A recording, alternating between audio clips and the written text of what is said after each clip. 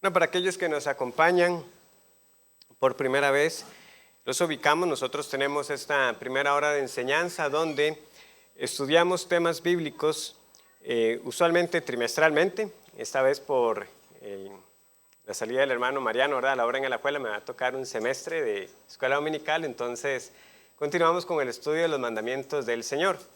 Y estamos estudiando el séptimo mandamiento que dice: no cometerás adulterio. No cometerás adulterio. Positivamente, este mandamiento nos enseña acerca de la pureza, la castidad con que debemos conducirnos, tanto en nuestra soltería como también la pureza estando casados. Obviamente, la manera más abierta en que este mandamiento es transgredido es cuando hay infidelidad matrimonial, pero estamos viendo otras áreas también en las cuales este mandamiento se quebranta. Por eso hemos tenido que hablar acerca de la prostitución, de la modestia en el vestir, de las relaciones homosexuales. Hemos tenido que hablar de varios aspectos que atañen a cómo el séptimo mandamiento es quebrantado. Y finalizaba la clase anterior diciendo, ¿verdad?, de que la Biblia no nos da una lista exhaustiva de todos los pecados sexuales. Y en ocasiones encontramos la palabra fornicación, la palabra inmundicia, como términos que engloban, ¿verdad?, el resto de conductas también que son reprobadas por el Señor. Como les mencionaba, es un término importante que vamos a ver hoy otros usos que tiene en otros contextos, porque nos va a servir de introducción cuando lleguemos al tema del divorcio y del recasamiento. Entonces, todo lo que hemos visto hasta ahora acerca de la prostitución, las relaciones incestuosas, pudieran darse en el contexto de una o ambas personas casadas.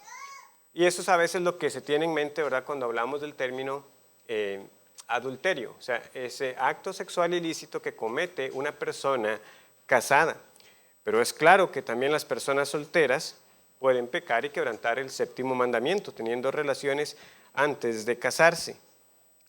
Los no casados también, como dice un autor, violan su relación matrimonial con Dios. O sea, si la persona profesa la fe, se supone que está en un pacto exclusivo ahora solamente con el Señor. Y como vimos, podemos trazar un camino del séptimo mandamiento acerca de la infidelidad matrimonial para trazarlo con la infidelidad de nuestra parte para con Dios, quien también se presenta en las Escrituras como un marido para su pueblo. Entonces, aun si alguien no está casado, también quebranta el séptimo mandamiento. En última instancia, viola esta relación exclusiva que debería tener con el Señor si profesa la fe, y aun si es incrédulo, es también a lo que está llamado, a entrar en esta relación de pacto con el Señor. Pero entonces, ¿qué usos vemos de este término específico de porneia en las Escrituras?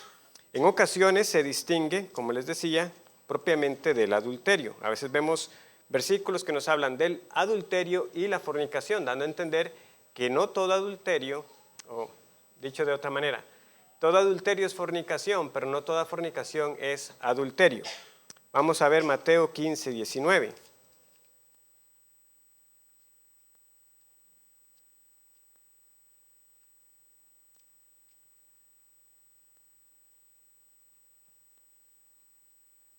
El pasaje más amplio, ¿verdad?, para muchos puede resultar familiar, es lo que se da a raíz de que los discípulos no se lavan las manos, ¿verdad? Eso era connotaciones ceremoniales en aquel entonces, no primeramente higiénicas, que sería lo que vendría a nuestra mente. Entonces el Señor lo que dice es que lo que sale de nuestro corazón es lo que nos contamina. Entonces dice en el versículo 19 que del corazón salen los malos pensamientos, los homicidios, los adulterios, las fornicaciones, los hurtos, los falsos testimonios, las blasfemias. Aquí, como vemos, ¿verdad?, se separa. Por un lado tenemos los adulterios y por otro lado las fornicaciones. Otros ejemplos también los tenemos en Gálatas 5:19. Algo similar sucede ahí. Gálatas 5:19 dice lo siguiente: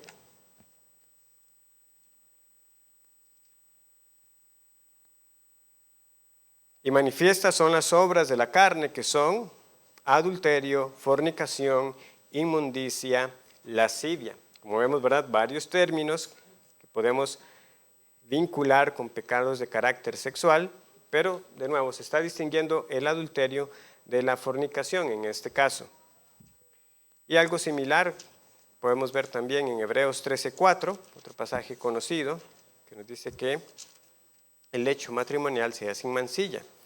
Pero dice, pero a los fornicarios y a los adúlteros los juzgará Dios. Nuevamente se enfatiza aquí una distinción, ¿verdad? Todo adulterio es fornicación, pero no toda fornicación es adulterio si limitamos exclusivamente a que el acto lo cometa una persona que esté casada. Pero vean también que esta palabra se usa para describir otros actos de inmoralidad prohibidos en la Escritura. Por ejemplo, en la primera carta a los Corintios, capítulo 5,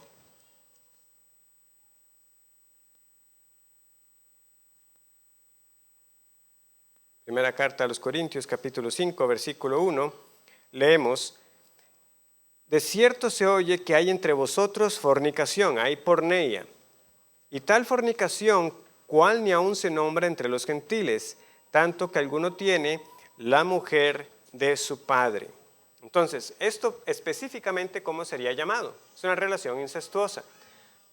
Pero vemos que Pablo utiliza el término porneia para describirlo. Hay fornicación en la iglesia. ¿Qué sucede? Alguien ha tomado la mujer de su padre, a su madrastra.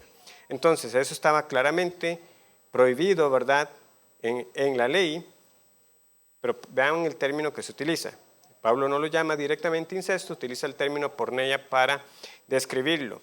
También esta palabra es la raíz de la palabra que usualmente leemos como ramera en las Escrituras. Solo voy a dar un ejemplo, hay muchos más que se pudieran dar, pero Mateo 21:31, cuando el Señor dice, ¿cuál de los dos hizo la voluntad de su padre? Dijeron ellos, el primero. Jesús les dijo, de cierto os digo que los publicanos y las rameras, las porni, van delante de vosotros al reino de Dios. Una forma verbal también de porneia más fuerte la tenemos en Judas 7. En la carta de Judas, en el versículo 7 leemos lo siguiente. Como Sodoma y Gomorra y las ciudades vecinas, las cuales de la misma manera que aquellos, habiendo fornicado, que en Reina Valera aparece como fornicado, el término en el griego le da mayor fuerza a esta palabra, he ido en pos de vicios contra naturaleza, fueron puestas, por ejemplo, sufriendo el castigo del fuego eterno. Entonces aquí también aparece el término fornicación, pero ¿qué es lo que se está denunciando? Bueno, el pecado, ¿verdad?, sexual que más se denunció para estas ciudades fueron también las relaciones del mismo sexo. Pero ven que se utiliza el término porneia. Por eso lo que quiero mostrar es un término más amplio que a veces suele englobar diversos pecados de índole sexual. Y obviamente tenemos el sentido más general de toda relación fuera del matrimonio o antes del matrimonio. Primera carta a los Corintios, capítulo 6, versículos 18 al 20. Huid de la fornicación, huid de la porneia. Cualquier otro pecado que el hombre cometa está fuera del cuerpo, mas el que fornica contra su propio cuerpo peca. ¿O ignoráis que vuestro cuerpo es templo del Espíritu Santo, el cual está en vosotros, el cual tenéis de Dios y que no sois vuestros? Porque habéis sido comprados por precio, glorificad pues a Dios en vuestro cuerpo y en vuestro espíritu, los cuales son de Dios. Ahí mismo, ¿verdad?, en el siguiente capítulo 7, versículo 2, pero a causa de las porneias, cada uno tenga su propia mujer y cada una tenga su propio marido. En la Septuaginta también, que es la traducción al griego del Antiguo Testamento, este término viene a describir diversas conductas como las que ya hemos visto en el caso de la prostitución, Génesis 38:24, ¿verdad?, donde denuncian a Tamar que ha quedado embarazada, dice a causa de sus fornicaciones, término porneia también en la Septuaginta es la que aparece ahí. Miqueas capítulo 1, versículo 7, leo para ustedes.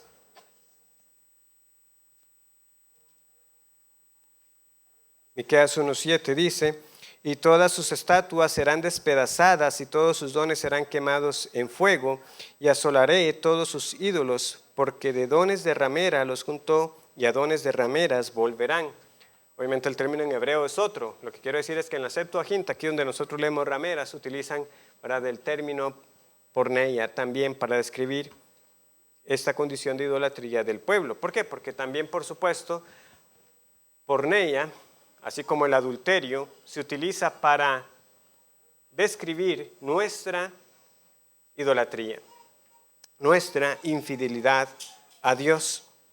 Entonces, la rebelión al Señor también es calificada de esa manera. La rebelión también, la desobediencia, es llamada porneia, un término interesante que se tradujo de esa forma en la Septuaginta. Lo tenemos en el caso de Números 14:33. Por ejemplo, Números 14:33 dice: y vuestros hijos andarán pastoreando en el desierto 40 años, y ellos llevarán vuestras rebeldías. Y la Septuaginta, para dar a entender lo que se describe por ese término rebeldía aquí en el hebreo, utiliza es porneia. Ellos llevarán vuestras porneias hasta que vuestros cuerpos sean consumidos en el desierto. Ahora, volviendo a 1 Corintios capítulo 6, hay mucho más que nosotros podemos decir al respecto, ¿verdad? Particularmente en el versículo 18, el apóstol dice: cualquier otro pecado que el hombre cometa está fuera del cuerpo, mas el que fornica contra su propio cuerpo peca.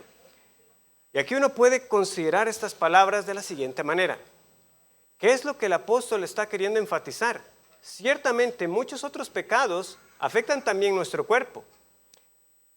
Uno que directamente pudiéramos pensar, la gula, la falta de dominio propio al comer, eso afecta al cuerpo. El que se enfrasca en riñas, literalmente se va a dar de golpes con alguien que es pleitero, pendenciero, ¿no va a terminar eso dañando su cuerpo? La borrachera, se nos describe, ¿verdad?, a ese ebrio, ¿verdad?, que se da tumbos y se golpea y no sabe qué fue lo que ocurrió. Daña el cuerpo. Pero el apóstol está diciendo aquí que particularmente con los pecados de inmoralidad sexual, contra su propio cuerpo peca.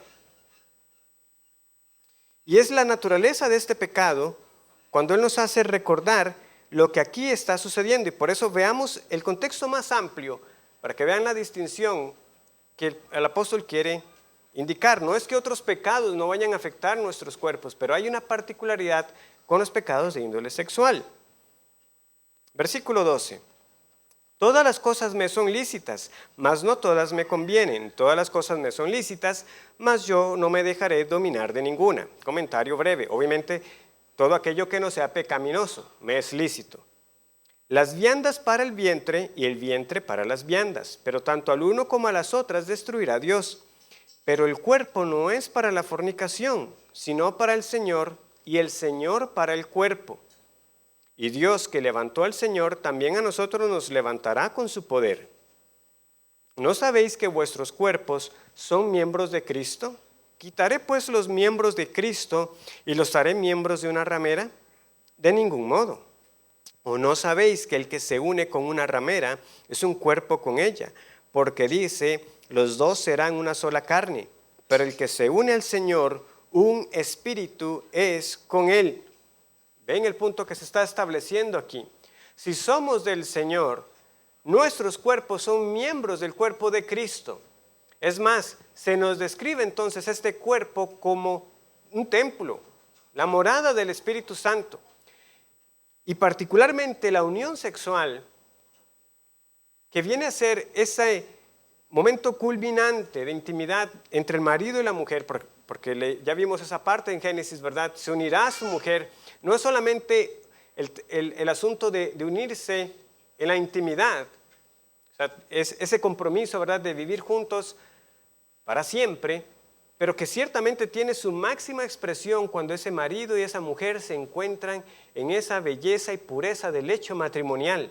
Pero Pablo está diciendo, hay implicaciones, es que se está dando una unión, los dos serán una sola carne. ¿Cómo va a ser que vamos a prestar nuestros cuerpos a ello? Hay implicaciones físicas, sí, pero también hay implicaciones espirituales. Ese acto más íntimo, reservado para el marido y la mujer, no solamente cuando obviamente se comete fuera del matrimonio, no solamente contamina nuestra naturaleza física, sino que profana y contamina el templo de Dios, del Espíritu Santo en particular, como leemos aquí. Es muy serio y por eso esta motivación que se nos está dando aquí. Recuerde que usted ha sido comprado. Su cuerpo es el templo del Espíritu Santo. Usted ya no se pertenece y nuestros cuerpos deben glorificar al Señor. Sí, ciertamente en todos los aspectos de mayordomía, como mencionaba, cómo comemos, cómo cuidamos de nuestros cuerpos en general. Pero hay una particularidad en el pecado sexual que Pablo está recalcando aquí. Estamos profanando el templo del Espíritu Santo. Por eso es que debemos huir de este pecado, huir. Si somos de Cristo, hemos sido unidos a Él. Por eso tenemos que ver las serias implicaciones cuando pecamos con nuestros cuerpos, cometiendo actos fuera del hecho matrimonial y aún, como también veíamos, aún dentro del mismo lecho, pero particularmente, ¿verdad? Todos estos actos que vienen a traer una mancha sobre ese pacto que muchos hicieron delante del Señor y delante de testigos, de que sería solamente el uno para el otro y nadie más. Y finalmente, para concluir este tema de los pecados, antes de entrar al aspecto del divorcio, tenemos también la lujuria, el codiciar en el corazón. La lista de los pecados sexuales la podríamos seguir ampliando, ¿verdad? Cuando nosotros consideramos los besos, los abrazos, los coqueteos de las parejas antes de casarse, los pensamientos lascivos, la masturbación, la pornografía. ¿Pero qué es particularmente la lujuria? También nos serviría a nosotros aclarar lo que no deberíamos entender por lujuria. Por un lado, la lujuria en sí mismo no es el deseo sexual. En general, ¿verdad? Dios ha dado tanto al hombre como a la mujer ese deseo por tener esa compañía íntima con alguien del otro sexo. Y aunque hay particularmente un don de continencia que a unos pocos les es dado, los que no tenemos este don no significa que no debamos ejercer dominio sobre estos deseos naturalmente dados. Es decir, un hombre no puede justificar su codicia en el corazón porque y así me hizo el Señor, a mí me gustan las mujeres. O una mujer de la misma manera. Bueno, es que a mí me gustan los hombres, así me hizo el Señor. ¿Cuál es el problema en que vea o que me imagine? Es ese deseo que ya no tiene control, que no está siendo puesto en sumisión, que no está siendo llevado cautivo al señorío de Cristo, que es la lujuria. Pero no es el simple hecho de tener el deseo, así nos hizo el Señor. No es el reconocer el atractivo en una persona. Las Escrituras también tienen varios pasajes donde se puede reconocer que alguien era hermoso o hermosa, o que era de buen parecer. ¿Verdad? Tenemos muchos casos. El mismo David se nos describe como un hombre de buen parecer. Aún en ese contexto, ¿verdad? Que aunque Dios está advirtiendo de que nosotros no debemos juzgar según las apariencias, aún en ese mismo contexto, ¿verdad? Cuando se presenta David se nos dice que era un muchacho de buen parecer. Varias mujeres en la Escritura son descritas como hermosas, ¿verdad? Y por lo tanto el temor que tuvieron Abraham e Isaac, ¿verdad? De que algo les sucediera a raíz de ellas. ¿Por qué? Porque eran mujeres hermosas. Y así muchos otros pasajes que nosotros pudiéramos proveer, ¿verdad? En el caso de David es 1 Samuel 16:12, en 2 Samuel 11:2. Tenemos a Absalón, que también era descrito como un hombre de buen parecer, y muchos otros, como les digo. El hecho de que se reconozca la belleza no es en sí mismo lujuria. Tampoco es lujuria hasta cierto grado la descripción o la imaginación de ciertos eventos de índole sexual. Ahora, esto, ¿verdad? Vean que estoy diciendo hasta cierto grado. ¿Cuál es la cautela que hay que tener aquí? La distinción que se está marcando es esta. La Biblia nos narra a nosotros ciertos eventos que ciertamente fueron de carácter sexual. Y se llegó a ella, o conoció a su mujer. O sea, es claro que se nos está dando a entender qué sucedió ahí. Un hombre que llega a una mujer para tener intimidad. Es una descripción general, ¿verdad? Sin ninguna intención maliciosa de despertar en alguien un deseo. El cantar de los cantares.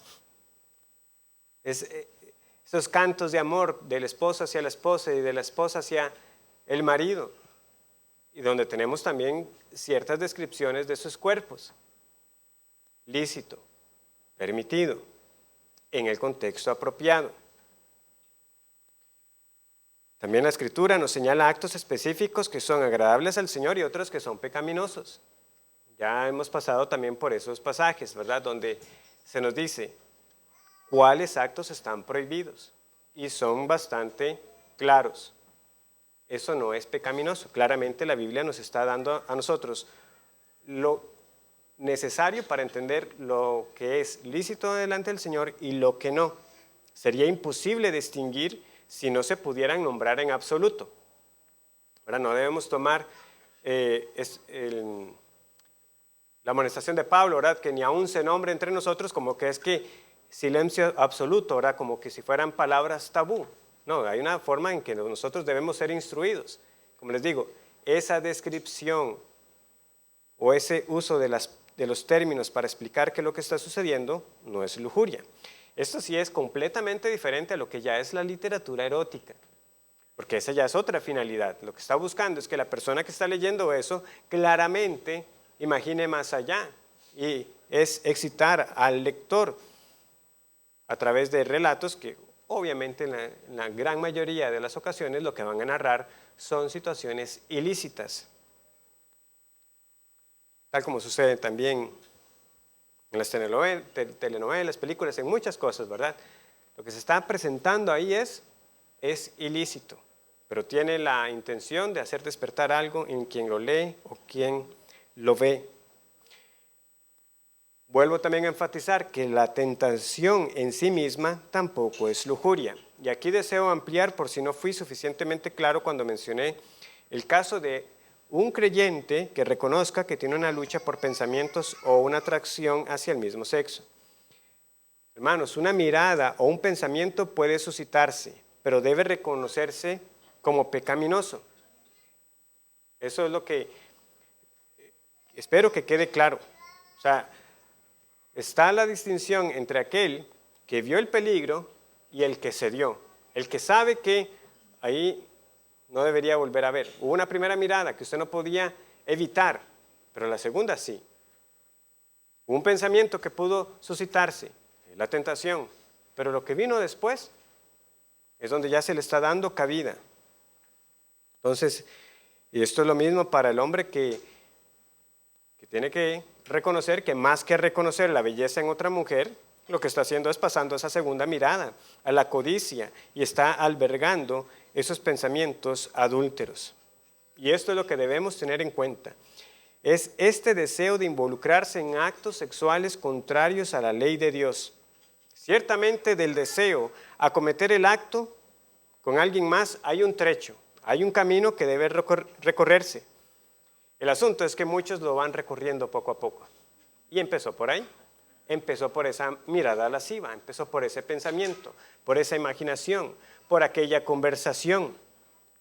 ¿Por qué? Porque de la mirada se pasa al pensamiento, del pensamiento a muchas más otras imaginaciones, a la masturbación, al deseo de más.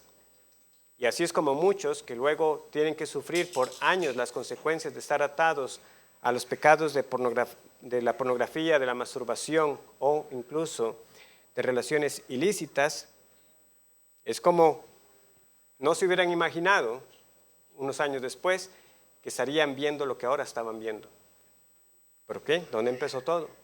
En esa codicia en el corazón, en ese deseo por más, un deseo que no fue debidamente ordenado, controlado, llevado cautivo a Cristo. Así también muchos Luego reconocen que lo que empezó con un mensaje, luego derivó con llamadas, con citas a escondidas, hasta abiertamente dejar a su cónyuge. Pero el punto de lo que estamos denunciando aquí es este.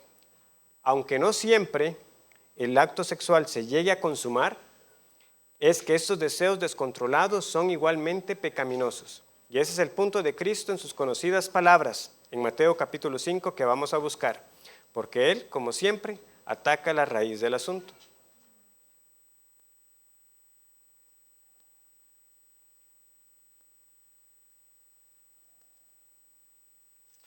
Mateo 5, 27.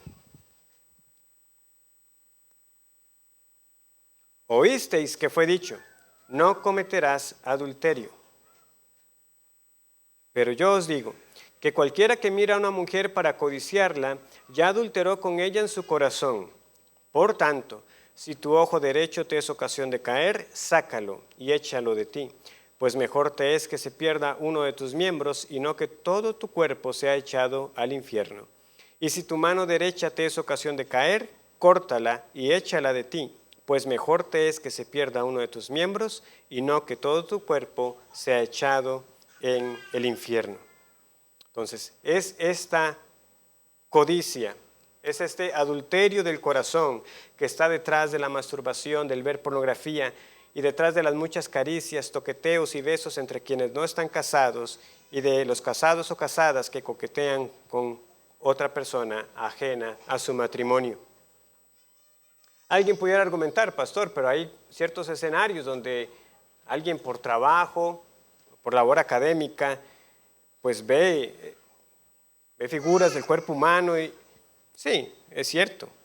Hay quien puede decir que ciertamente se está acercando al estudio del cuerpo humano por un tema médico, de salud, de preparación académica. Pero si alguien quiere decir que vea, es posible entonces ver estas cosas sin ningún tipo de deseo ni lujuria, es un argumento débil para no reconocer que ese no es el caso de la gran mayoría cuando empieza a ver lo que no tiene que ver, sino que realmente ha sido por un deseo pecaminoso. Otra trampa usual, ¿verdad?, para quienes han estado presos de estos pecados, es que se busca vivir al límite de hasta dónde puedo llegar antes de que sea considerado pecaminoso. Y a esto también hay que sumarle tristemente la falta de consejo o los malos consejos que circulan, ¿verdad?, donde no se trata con seriedad con estas conductas como si no fueran del todo pecaminosas. O que bueno, por lo menos son menos graves, ¿verdad?, porque no se está consumando un acto sexual, no se está realmente afectando a un matrimonio o a otro prójimo. Nosotros debemos ver la mentira y el engaño en todas estas cosas. Ahora cabe recordar, ¿verdad?, que en nuestra congregación tenemos mentores y mentoras también para el curso de la batalla por la pureza sexual, donde vemos los principios bíblicos, útiles para la mortificación del pecado en general, pero en particular para los pecados de índole sexual. ¿Por qué? Porque hay esperanza. Nosotros estamos convencidos a la luz de la Escritura que ciertamente el Señor nos limpia a nosotros de todos estos pecados, pero también nos capacita por el Espíritu para vivir mortificando estos pecados y conocer realmente esa victoria. Pablo no solamente, ¿verdad?, nos estaba diciendo a nosotros que el que peca, ¿verdad?, de fornicación está pecando contra su propio cuerpo y demás, sino que antes de esto nos ha dado una luz de esperanza cuando nos dice, y esto erais algunos, mas ya habéis sido lavados, ya habéis sido santificados, ya habéis sido justificados en el nombre del Señor Jesús y por el Espíritu de nuestro Dios. Y la lista de pecados es amplia, de todo lo que erais, o sea, de todo lo que estas personas podían decir, eso es mi pasado. Y entre ellos están los fornicarios, los idólatras, los adúlteros, los afeminados, los que se echan con varones. Vean el amplio rango, ¿verdad?, de pecados sexuales, pero también los ladrones, los avaros, los borrachos, los maldicientes, los estafadores. Somos condenados por una diversidad de pecados, pero de todos esos podemos decir en tiempo pasado, esto erais algunos. Entonces, si alguno no estaba al tanto de este curso, sepa que la ayuda está disponible y puede acercarse a uno de los pastores y pedir más información al respecto. Ahora sí, entramos a uno de los temas más densos cuando hay que estudiar el séptimo mandamiento, el divorcio. El divorcio y también muy cerca de la mano del divorcio, el recasamiento.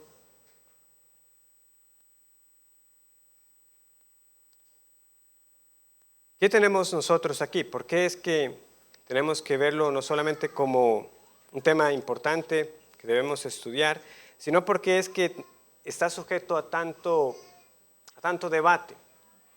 Para ello, quiero resumir al menos en 3 posturas principales lo que pasa cuando el tema se estudia. Ahora, cuando estoy dando esos nombres, no estoy atribuyéndome nada original. Lo que estoy diciendo, yo los puse, puede ser que alguien más los llame también de esta manera, pero es para tratar de resumir un poco, porque vean, debemos estar conscientes de que solo libros tratando este tema, hay fácilmente libros de 100 páginas. Entonces, el propósito de este curso es estudiar los 10 mandamientos de Dios. No vamos a pasar muchas semanas estudiando solamente el tema del divorcio. Vamos hoy a ver las categorías y el próximo domingo, si el Señor así lo permite, estaremos viendo los argumentos en cada caso. Porque la finalidad de lo que estamos buscando es que cada uno considere los argumentos de cada postura y de nuevo entendamos bíblicamente lo que debemos hacer y cómo debemos actuar. Empezando de entrada con lo siguiente. Obviamente, ninguno de nosotros se casa o debería casarse pensando en la posibilidad del divorcio. Es muy triste, ¿verdad?, cómo del lado secular, o sea, la recomendación para algunos es tengan acuerdos, ¿verdad?, de antemano para un caso de un divorcio. Cómo se van a repartir las cosas y qué es lo que va a suceder. ¿Por qué? Porque dan por un hecho que lo más seguro es que este matrimonio no dure para siempre. Entonces tengan sus acuerdos antes para que se eviten problemas después. Nosotros no nos casamos con esa intención, pero hay factores de factores que podrían darse. ¿Qué hacer en el caso de que resulte que uno de los cónyuges, por un tema eclesiástico y disciplina de la iglesia, ahora sea considerado un incrédulo? Yo pensé que me casé con un creyente y ahora por la disciplina de la iglesia estoy casada o casado con un incrédulo o una incrédula. ¿Qué va a pasar en adelante? Son cosas que no podemos nosotros saber, solamente lo sabe el Señor. ¿O cómo vamos a aconsejar a alguien cuando venga a preguntarnos? ¿Y usted qué es lo que cree respecto a la escritura de este caso? Tendremos amigos o familiares incrédulos donde esto pueda ser una oportunidad para llevarlos a las escrituras y al evangelio y a considerar muy seriamente la decisión que vayan a tomar. ¿Por qué? Porque todo matrimonio es delante del Señor. Es para mí todavía de las situaciones de consejería donde menos quisiera estar. Y todavía recuerdo hace unos años cuando el padre o sea, no era de esta congregación, pero a través de sus hijas hizo contacto, buscando consejo porque quería casarse de nuevo. Después de escucharlo y de atender lo que él quería decir por varias veces, yo no tenía paz. No tenía paz y al final dije, lo siento, yo no podría participar si usted quiere casarse. Al final de cuentas no tenía esa tranquilidad. Ahora, años después, pienso que quizás ya mi respuesta hubiera sido diferente después de aclarar ciertas cosas. Pero lo que quiero dar, de verdad, para que no lo den por sentado, aun si ustedes van a escuchar de que vaya a mostrar que al menos es mi persuasión de que sí hay posibilidad para un segundo matrimonio en ciertas condiciones, y para el divorcio obviamente, no es eso lo que yo estoy buscando promover para nada, sino en primer lugar el perdón y la reconciliación. Pero si bíblicamente debemos reconocer, no, la Escritura en esta condición avala a que la persona pueda casarse, yo no podría impedirlo. Pero nuevamente, no porque estemos buscando promoverlo como tal, El hecho de que sí, no, que pasó eso, divórciese, y no importa nada, años después búsquese otra pareja. Esa nunca es nuestra forma de ver las cosas, sino que lo tomamos con mucha seriedad, porque palabras más claras no podemos tener donde Dios dice, yo aborrezco el repudio. Y nosotros entonces también, con mucho cuidado, deberíamos hablar al respecto. Entonces, la posición más restringida, la estoy llamando así, es donde aquellos que la sostienen no hay opción para un segundo matrimonio o un nuevo matrimonio en general. Digo un segundo porque en general eso es lo que ocurriría, ¿verdad? Alguien se divorció y se casa por segunda vez. Sabemos que fuera pueden ser N veces, ¿verdad? Hago como comentario adicional, para que vean la liviandad con que el mundo trata esto. Escuchaba una cierta canción con mis padres, estábamos en un lugar y escuchaba una música de fondo y yo le decía, qué interesante la letra de lo que está cantando, ¿verdad? Te amaré por siempre, para toda la eternidad. Espero que no sepan solo con eso cuál es la canción. Pero lo cierto es que el sujeto, yo no sé ya ni por qué, se me faltó averiguar eso, era cuántos matrimonios ya son los que tiene. Y yo, ¿con qué cara canta eso? ¿Con qué cara canta te amaré por siempre y para toda la eternidad? Y ya se ha casado, no sé, 5 o 6 veces o más. Entonces, hay quienes dicen, no hay opción para un segundo matrimonio, un nuevo matrimonio en general, salvo por la muerte del cónyuge. Y esta sí fue la realidad para hermanos que sufrieron, ¿verdad? Recuerden que nosotros gozamos ahora de muchos avances, pero recuerdan cuando el pastor Eric nos leía la biografía de J.C. Ryle, ¿verdad? ¿Cuántas esposas se le murieron a él? Bueno, se murió una y se volvía a casar. Y se casaba con otra y se le moría y se volvía a casar. Eso es lo que dicen, esa es la única manera, por la muerte del cónyuge. Entonces, como les digo, por eso no hablo solo de un segundo matrimonio, pudieran ser más. Pero esa es la única condición, se murió. Se murió el esposo, se murió la esposa. ¿Hay espacio para la separación? Sí, porque Pablo es muy claro que hay condiciones donde sepárese, pero quédese sin casar, dirán, ¿verdad? Y eso está bien, es un argumento muy claro que luego estudiaremos. Pero aunque esté legalmente divorciado ante la ley, nada lo habilita para casarse de nuevo. Aquí la argumentación, dicen, va de mayor a menor, donde los pasajes más importantes son Génesis 2:24 y Romanos 7:2 y 3.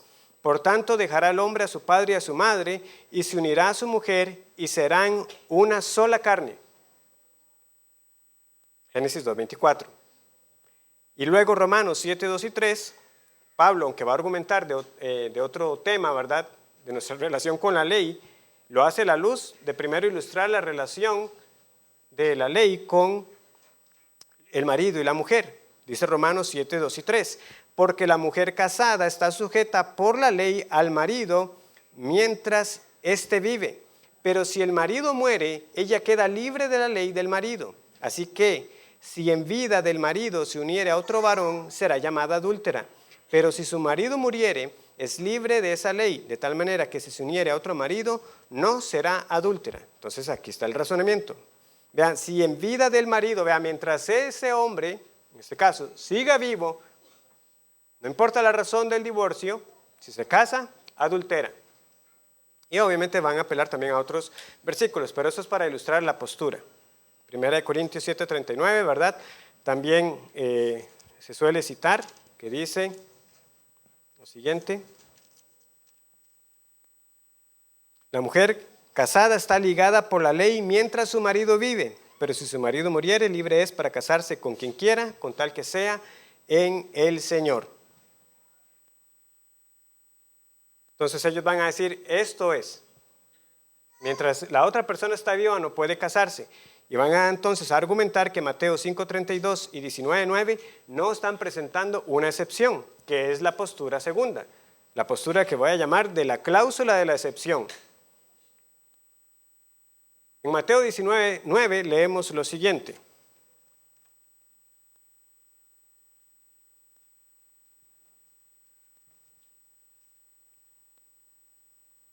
Y yo digo que cualquiera que repudia a su mujer, salvo por causa de fornicación y se casa con otra adultera, y el que se casa con la repudiada adultera. Algunos argumentos que me han compartido, que he leído, dicen, bueno, esa palabra causa no está en el original. Está bien, léalo así. Y yo os digo que cualquiera que repudia a su mujer, a no ser por fornicación, ¿saben? Quitamos la palabra causa. A no ser por fornicación, lo que vamos a decir es, ahí el Señor está presentando una cláusula condicional. Otras versiones, salvo por infidelidad, Biblia de las Américas, salvo por causa de fornicación, Reina Valera 60, excepto en caso de, Nueva Versión Internacional y Nueva Versión Internacional de Castilla. O sea, la frase, lectura natural sencilla, es que está presentándose una cláusula de excepción, a no ser por. Luego veremos qué es lo que los otros van a decir. No, es que lo que hubiera pasado es que el adúltero hubiera muerto, sí, pero ahora no muere, entonces ¿qué vamos a hacer? Y finalmente hay una posición más permisiva que va a decir que hay otras situaciones también para que una persona se separe y también que queden habilitados para casarse. Por ejemplo, situaciones de abuso físico. Aquí entran en escena. Entonces, ¿qué vamos a hacer? Como les digo, vamos a ver entonces más argumentos en cada caso para ver cada postura y a la luz de ello nosotros tener nuestras conciencias informadas para actuar bíblicamente.